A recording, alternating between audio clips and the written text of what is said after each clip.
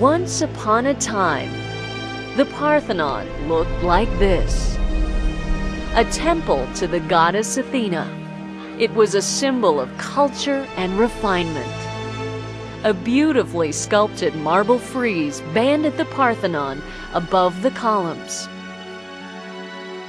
And so this temple stood for 2,000 years.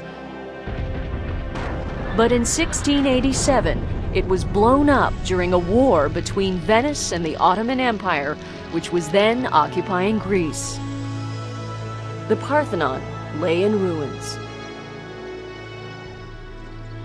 A century later, Lord Elgin, the British ambassador to the Ottoman Empire, received what he construed as permission to remove the marble friezes and take them home to England. His partisans say he saved these stunning artworks from vandals who were pulling them apart.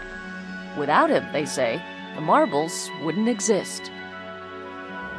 But to his detractors, Lord Elgin himself was the vandal, who cut up the frieze into sections so they could be shipped more easily to England.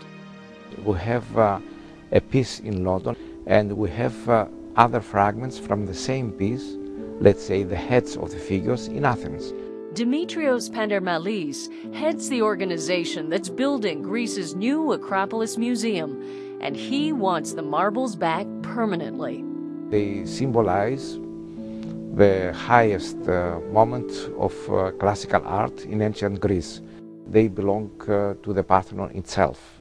But the British Museum is equally emphatic that this is not going to happen. You can't lend something to a sort of government or a country that doesn't recognize your ownership of them. As far as the British Museum is concerned, it has legal title to the marbles. Moreover, it has a mission as a museum of all world cultures. What the British Museum can almost uniquely provide is an opportunity to see the Parthenon sculptures in context with civilizations that flourished and around the time of ancient Greece. You can also uniquely see the huge inspiration that these objects have had on subsequent world cultures and how they have become now masterpieces of art and masterpieces of Greek civilization. But Professor Pandermalis isn't buying that argument. The story he wants to tell is depicted in the frieze itself, which shows an important Athenian religious procession. But only about 50% of the original frieze survives today, and of that 50%, about half are in London, and the other half are in Athens. He believes all the surviving pieces should be exhibited together, because seen together, they have a narrative. It's not correct for a piece so important to have fragments in different places and not all the originals together next to the original building. And the British public seems to agree with him. Poll after poll shows that the people of Britain support the idea of returning the marbles to Greece. So would the British Museum then go against the voice of the British people?